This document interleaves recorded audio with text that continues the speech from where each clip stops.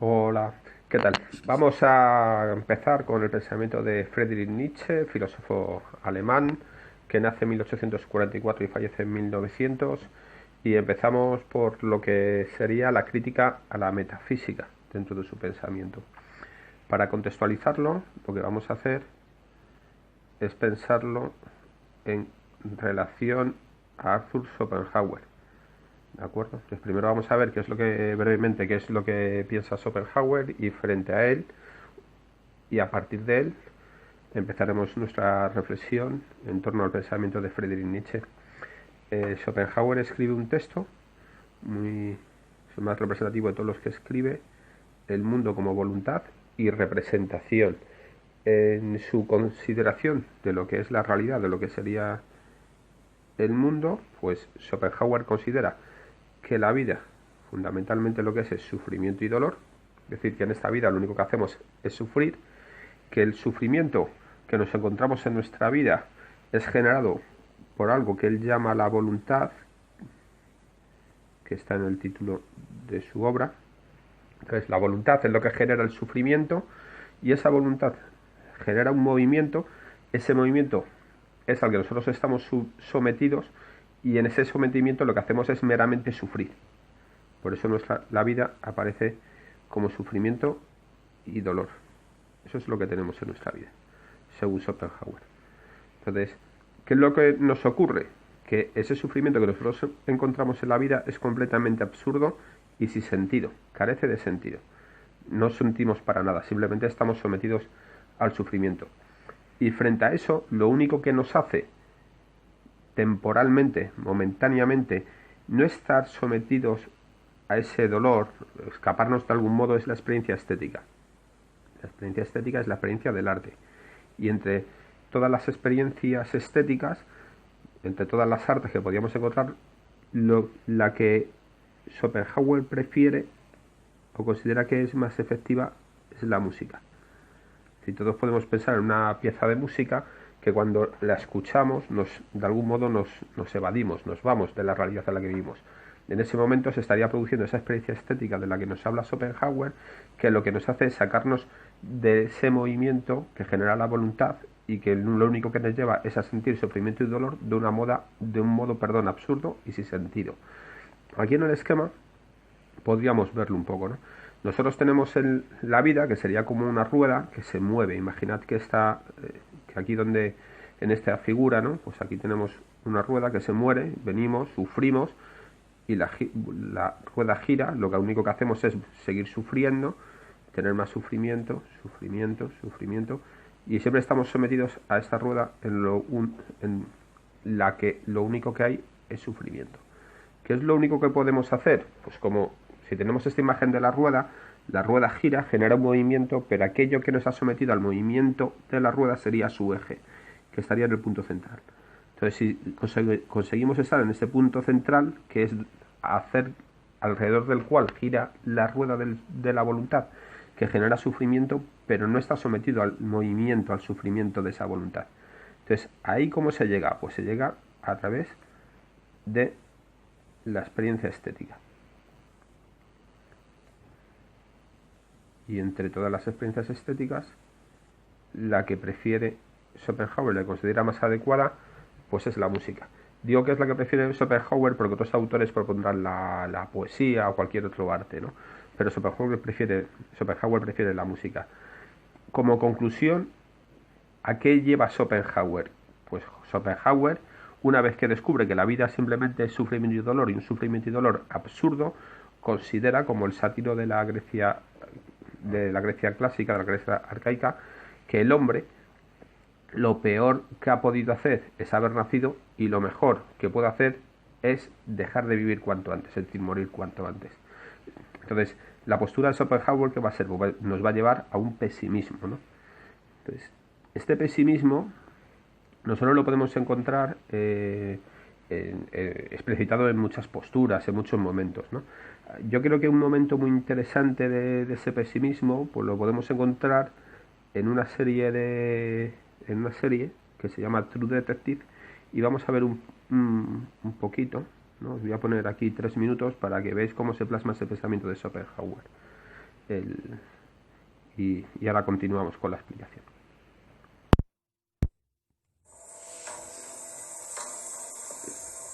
People out here, they don't even know the outside world exists. Might as well be living on the fucking moon. There's all kinds of ghettos in the world. It's all one ghetto, man. Giant gutter in outer space.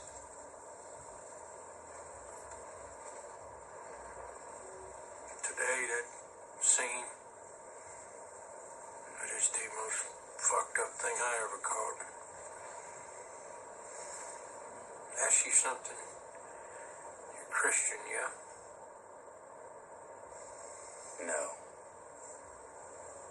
Well, what do you got the cross for in your apartment? It's a form of meditation. How's that? I contemplate the moment in the garden.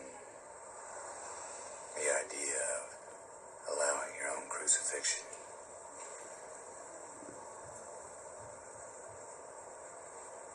But you're not a Christian, so what do you believe? I believe that people shouldn't talk about this type of shit at work. Hold on. 3 months we've been together, I get nothing from you. Today, what we're into now, do me a courtesy, okay? I'm not trying to convert you. Look, I'd consider myself a realist, all right? But in philosophical terms, I'm what's called a pessimist. Okay, what's that mean? Means I'm bad at parties. Let me tell you, you ain't great outside of parties either.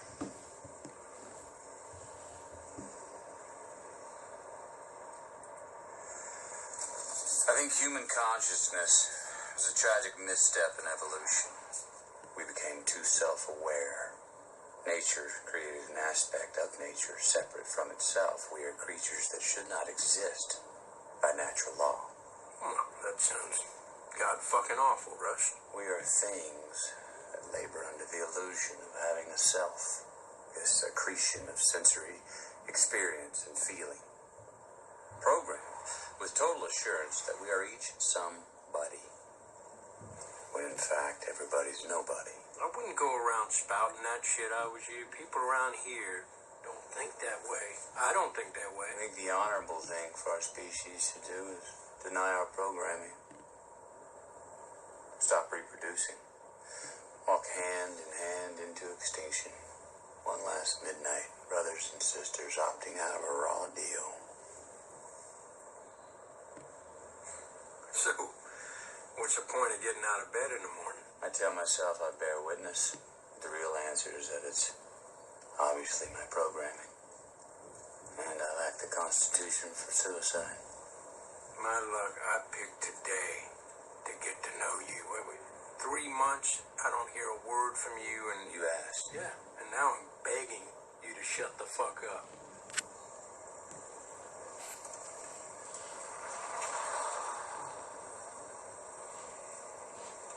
Got a bad taste in my mouth out here.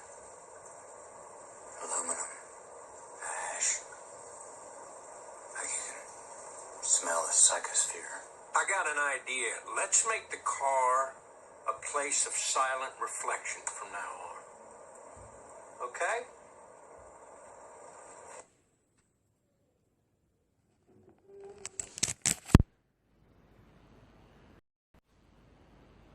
Bueno, después de ver el capítulo, pues yo creo que ahí vemos en esa conversación lo que significa ese pesimismo en términos filosóficos que él considera que es realismo, ¿no? De decir, la vida pues no merece la pena ser vivida y lo que hay que hacer es desaparecer de ella cuanto antes.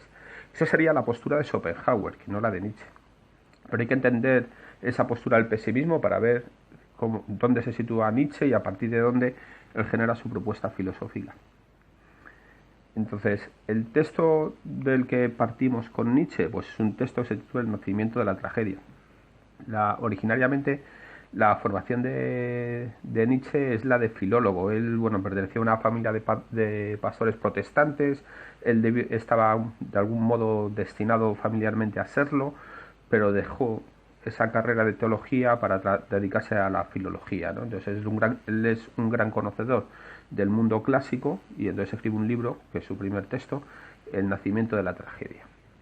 En el nacimiento de la tragedia él nos habla de dos figuras, de dos divinidades, una es Dionisos y otra es Apolo. Entonces, Dionisos es, o Dionisio, podemos encontrar en algunos sitios, ¿no? Pero bueno, Dionisos es un dios griego. ¿Qué representa esta divinidad? Pues representa por una parte las pasiones tumultuosas, la música, la danza, la embriaguez, la sexualidad, es el dios de la fiesta, ¿de acuerdo? ¿Qué es lo que representa? Lo primario y lo originario que hay en el hombre. Es decir, frente a él situamos otra divinidad que es Apolo. ¿Apolo quién es? Es el dios del orden, de la razón, ¿de acuerdo? De lo delimitado y de lo determinado. Implica un poco también ese control que el hombre siempre ha aspirado históricamente acerca de la naturaleza. Entonces, si nosotros veíamos que Schopenhauer escribe un texto que es el mundo como voluntad y representación, la voluntad lo único que hace pues, es llevarnos al sufrimiento y al dolor que vemos en la vida, y nosotros como la negamos, pues intentamos a través de una representación, de algún tipo de discurso, pues hacernos aguantable ese sufrimiento y ese dolor, pero siempre desvelamos que el sufrimiento y el dolor de la vida es absurdo, por lo tanto la vida es absurda y no merece la pena ser vivida, ¿no? Hay que desaparecer de ella cuanto antes. Lo que hace Nietzsche es transformar esa voluntad en esta divinidad, en Dionisos y lo dionisiaco, y la representación, que es el orden, el discurso, la claridad, ¿de acuerdo? De esa representación de Schopenhauer, como digo, en Nietzsche sería la divinidad de Apolo. ¿Qué es lo que tenemos? Esa transformación de estas figuras, de la voluntad, ahora es Dionisos en Nietzsche, la representación de Schopenhauer, ahora es Apolo, y lo que tenemos que ver es cuáles son los papeles que juegan estas dos divinidades en el pensamiento de Nietzsche. Cuando digo divinidades, no consideréis que él piensa que existen realmente esos dioses, sino que a través de esas divinidades él nos va a hablar un poco de aquello que es primario y originario en el hombre, que tiene que ver con las pasiones, la música, la danza, la embriaguez, lo festivo, ¿no? Y por otra parte está la razón. Si os dais cuenta, por lo que hemos visto de la historia de la filosofía, desde Sócrates, que es lo que nos va a decir Nietzsche, ¿no?, hasta él, siempre ha habido un intento de que la razón, lo racional, es decir, lo Apolo, lo apolíneo, domine y gobierne lo dionisíaco. Entonces él lo que va a hacer es intentar cambiar esa estructura, porque considera que hay algo que se ha investido. Debemos, la postura de Nietzsche, pues hay que enmarcarla en relación a algo que vamos a llamar también el vitalismo. Esos son como conceptos para luego entender lo que nos va a llevar a donde vamos a llegar con Nietzsche, ¿de acuerdo? Entonces, el vitalismo, ¿qué es lo que dice? Pues que la vida es lo primero, es lo originario, es lo primero que nos encontramos. Como es lo primero y lo originario, tiene un valor en sí mismo. O sea, no es un medio, no es un fin, es lo primero. Y en tanto que es lo primero, pues es lo que tiene valor en sí mismo, y todo lo demás debe de estar en relación a eso originario, ¿no?, que es la vida. ¿Esto qué implica? Pues que si la vida conlleva dolor, pues lo que tenemos que hacer es asumirlo, aceptarlo como parte de la vida. Esto es fundamental en el pensamiento de Nietzsche. Es decir, nosotros tendemos a pensar la vida como algo ideal, algo bonito, algo en lo que todo nos va a ir bien, se van a realizar nuestros sueños, y lo que nos dice Nietzsche es que sí, eso está bien, pero no nos podemos olvidar que la vida también conlleva dolor, también conlleva sufrimiento, y no podemos negar ese dolor y sufrimiento porque es parte de la vida. Y si negamos esa parte de la vida, estamos negando la vida. Entonces, ¿qué es lo que tenemos que hacer? Pues, si lo que queremos es aceptar alegremente la vida, ¿qué es lo que debemos hacer? Hacerlo incluido el dolor. Y de esa asunción de la vida con alegría, que es fundamental, lo veremos al final del pensamiento de Nietzsche, hay que hacerlo con alegría, incluido el dolor. ¿Qué es lo que ocurre? Que surge algo que será la noción de fuerza y una crítica, ¿qué? Una crítica a la moral cristiana. Aquí, cuando hablamos de moral cristiana, veremos más adelante que se refiere a toda la moral occidental que se origina desde Sócrates, no meramente a la moral del cristianismo, pero también al cristianismo. porque considera que el cristianismo es un heredero del pensamiento platónico. Platón es el discípulo de Sócrates, entonces es toda la tradición del pensamiento occidental lo que va a criticar Nietzsche, ¿no? Pero fundamental, el vitalismo. ¿Qué es la visión trágica? La visión trágica era la forma que existía en la Grecia arcaica, por lo cual se entendía que la realidad era una dualidad. ¿Entre qué? Entre lo dionisíaco y lo apolinio, entre Dionisos y Apolo. Esto se daba con anterioridad a Sócrates. ¿Qué es lo que ocurre después de Sócrates? Pues con Sócrates lo que ocurre es que hay una sobrevaloración. Se pone en énfasis lo racional, lo conceptual, y se deja, por otra parte, se subordina la vivencia inmediata. ¿A qué? A la razón. ¿De acuerdo? Entonces tendríamos aquí esta dualidad que es fundamental. Lo racional, ¿qué sería? Pues lo suprasensible. Y la vivencia inmediata, que tendría que ver con lo sensible, con Apolo y Dionisos, respectivamente. Por lo tanto, Sócrates lo que hace es corromper esa visión de la Grecia arcaica, que es una aceptación de la visión trágica, y se somete lo dionisiaco a lo apolíneo. Eso se puede ver en el propio intelectualismo moral de Sócrates o en el dualismo platónico. En el dualismo platónico, recordar que el mundo suprasensible, que es el ser eidos, la idea, está por encima de la realidad en la que nos encontramos, que sería el mundo sensible, y el mundo sensible sería un sucedáneo que deriva del mundo suprasensible a través de la teoría de la imitación y de la participación. Por lo tanto, lo que importa para entender a Nietzsche es que el valor a partir de Sócrates, ¿dónde está puesto? En el mundo suprasensible, en un trasmundo, en algo que está después de la realidad en la que estamos. Y eso va a persistir en toda la tradición del pensamiento occidental. La concepción de trágica del mundo, ¿en qué consiste? Pues esa concepción trágica del mundo consiste en que el mundo se debe explicar, la realidad se debe explicar a través de dos principios irreconciliables, lo apolíneo y lo dionisiaco, Apolo y Dionisios.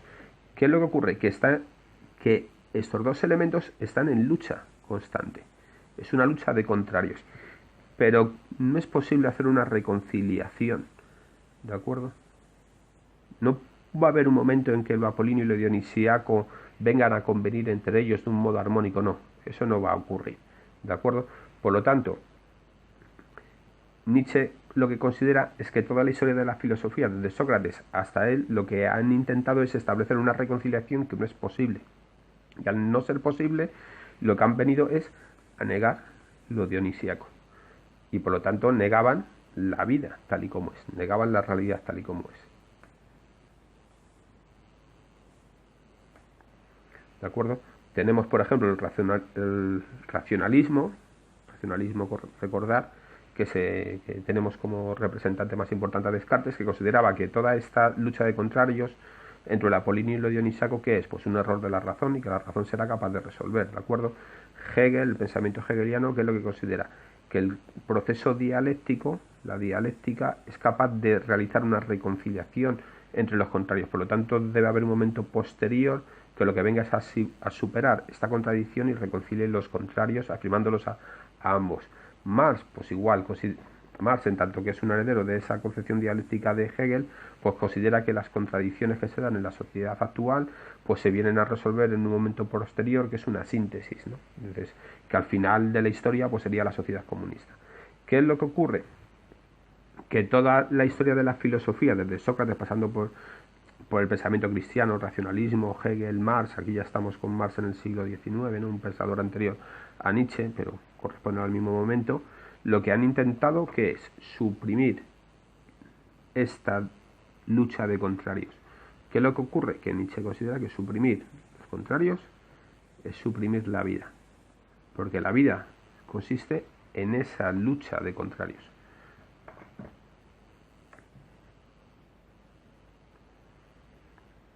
Aquí ya tendríamos que diferenciar dos posturas. Una ya la hemos visto, que vendría a ser, ante la concepción trágica del mundo, que es la lucha irreconciliable entre lo dionisíaco y lo apolíneo, pues tendríamos dos posturas. Por una parte, el pesimismo trágico, que hemos visto a Schopenhauer, que afirmaría la lucha permanente de contrarios, pero lo considera como algo negativo.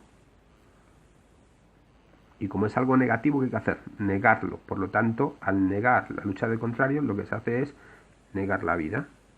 Y por eso Schopenhauer considera que lo peor que le ha ocurrido al hombre es haber nacido, y lo mejor que puede hacer es dejar de vivir cuanto antes. Frente a eso, la postura de Nietzsche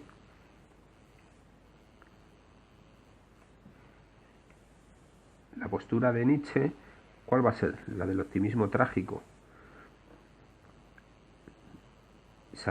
Existe también la lucha de contrarios, pero lo que se hace que es aceptar con alegría la permanente lucha de contrarios, es decir, no es reconciliación. La vida se compone de lo apolíneo y de lo dionisiaco. ¿Sufrir nos gusta? No, pero hay que aceptar el sufrimiento como parte ineludible de la vida. Tenemos que sufrir necesariamente, y esa asunción hay que hacerlo con alegría, que está aquí, ¿de acuerdo? Entonces, se acepta con alegría, y lo que se hace es afirmar la vida con alegría. Y eso es la postura de Nietzsche, que sería el optimismo trágico.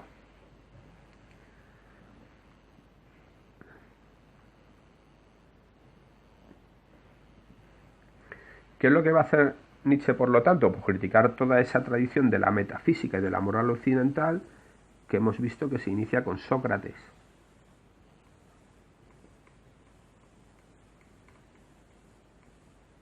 Su discípulo Platón. Y por supuesto con el cristianismo.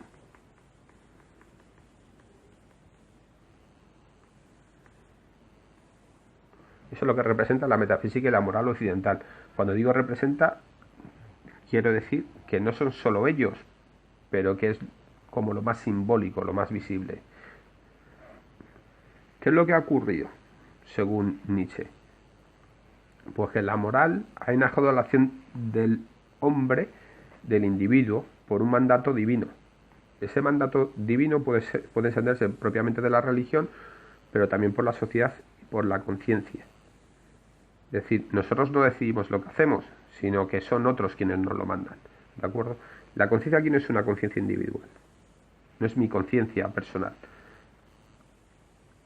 Aquí la conciencia podríamos entenderlo, aunque no es lo más adecuado, pero bueno, porque estamos hablando aquí un poco estaríamos ya con la idea de la conciencia que tiene Fichte, que tiene Hegel, pero bueno, podríamos entender que es la razón.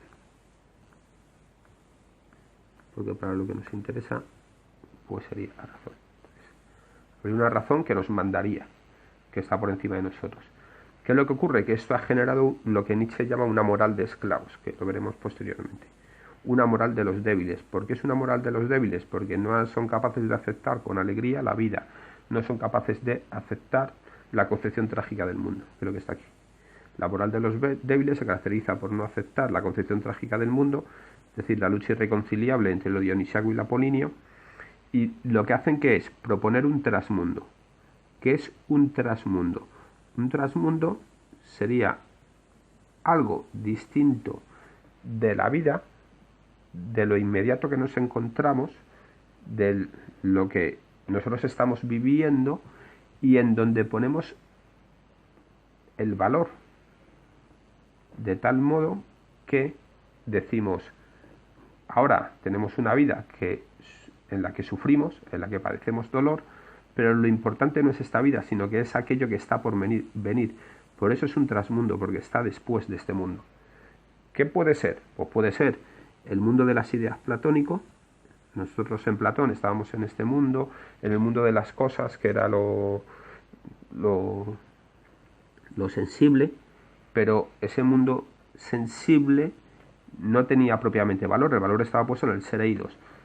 En el pensamiento cristiano pues ocurre lo mismo, ¿no? En el pensamiento cristiano nosotros estamos viviendo una vida, pero esa vida no es la auténtica vida está por venir, y ya veremos de qué somos merecedores en función de nuestros actos. Y, por ejemplo, una utopía social ocuparía el mismo lugar del trasmundo. ¿Por qué? Porque yo tendría que hacer determinados sacrificios en esta vida presente. ¿Por qué? Porque está por venir una sociedad mejor, y yo me tengo que subordinar por ese bienestar que está por venir. Entonces, ¿el valor está en el momento presente, en lo que tenemos ahora? No, porque no nos gusta, porque implica sufrimiento y dolor. Por lo tanto, lo negamos, ponemos un trasmundo, y ese trasmundo puede ser, como hemos comentado, el mundo de las ideas de la filosofía platónica, el cielo del pensamiento cristiano o la utopía de cualquier teoría social. ¿De acuerdo? Entonces, la idea del trasmundo es fundamental en Nietzsche. Perdón. ¿De dónde surge ese trasmundo? Surge de la negación de la concepción trágica del mundo. No nos gusta esa lucha de contrarios y por lo tanto, ¿qué hacemos? Pues la negamos, y al negarlo quitamos el elemento que no nos gusta. ¿Cuál es el elemento que no nos gusta? El dionisiaco. ¿Por qué? Porque es el que nos hace ver la vida inmediata, que es sufrimiento y dolor. ¿Qué es lo que ocurre? Que si no aceptamos la concepción trágica del mundo, necesitamos un espacio para refugiarnos. Necesitamos algo que nos justifique de algún modo que ahora mismo estamos sufriendo y que padecemos dolor, y que nos lo haga soportable. Es decir, bueno, yo estoy sufriendo, ¿por qué? Porque en un futuro conseguiré algo, sea lo que sea, retornar al mundo de las ideas, la beatitud eterna, mejorar el mundo, lo que sea, pero yo me tengo que sacrificar por eso. Entonces, ese sacrificio que implica sufrimiento presente, lo que hace en última instancia es negar ese presente. ¿De quién es típico esta concepción del trasmundo o la necesidad de generar un trasmundo? De los esclavos. ¿Por qué? Porque el esclavo no es capaz de darse a sí mismo libremente su propia norma de actuación. Necesita que se la den otros.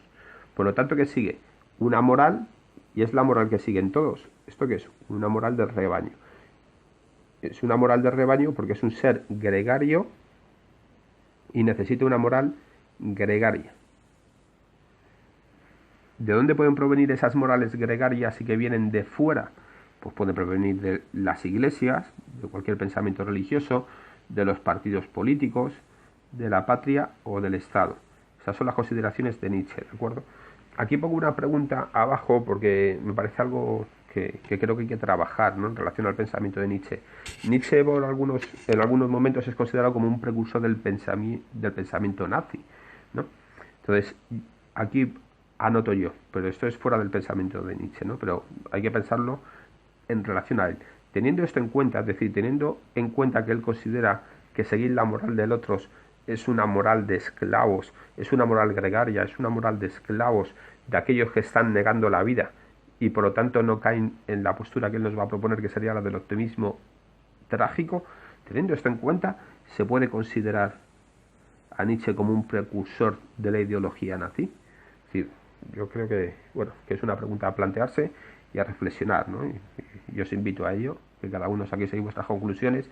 Yo tengo las mías. ¿Qué es lo que ocurre? Que de esa metafísica, de esa moral de esclavos, lo que surge, ¿qué es? Pues surge una metafísica occidental.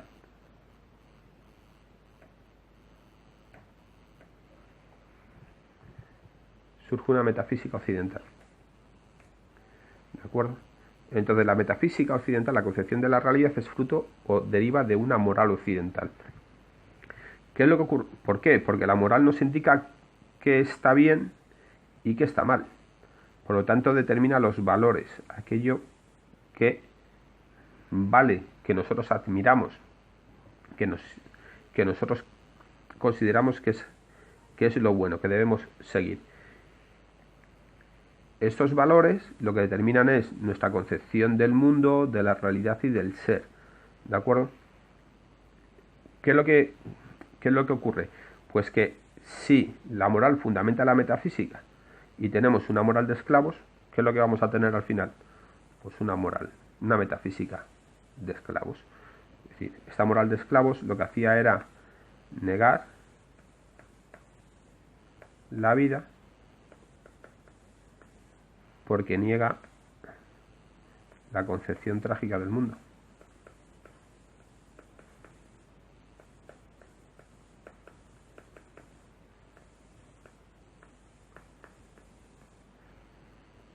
Por lo tanto, ahora vamos a tener una metafísica que lo que va a hacer es negar la vida, negar la concepción trágica del mundo. Porque se deriva una metafísica que genera los valores que llevan a esa negación. Entonces tenemos ahora ya el paso a la crítica de la moral, que está en otra diapositiva. Espero haber sido claro y que os sirva para ir entendiendo a Nietzsche.